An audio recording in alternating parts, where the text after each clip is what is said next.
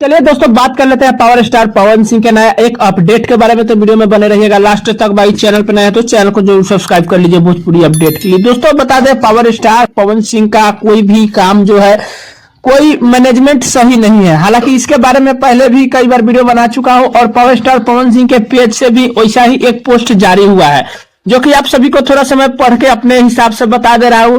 Power star Pawan Singh का page में कुछ ऐसा लिखा हुआ है, देखिए।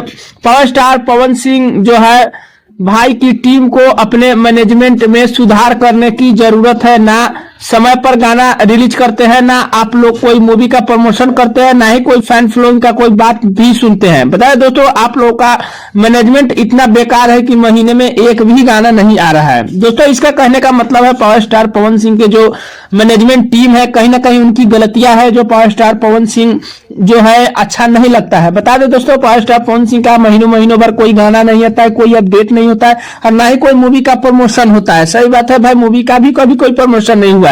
हालांकि पावर स्टार पवन सिंह के मूवी तो अच्छे रहते हैं, इसलिए प्रमोशन नहीं भी होता है तो लगभग में ठीक ठाक चला जाता है। वही दोस्तों बात कर लेते हैं पावर स्टार पवन सिंह के अपडेट के बारे में। तो पावर स्टार पवन सिंह का जब मैनेजमेंट ही सही नहीं है तो अपडेट टाइम से मिलेगा ही नहीं दोस्तों।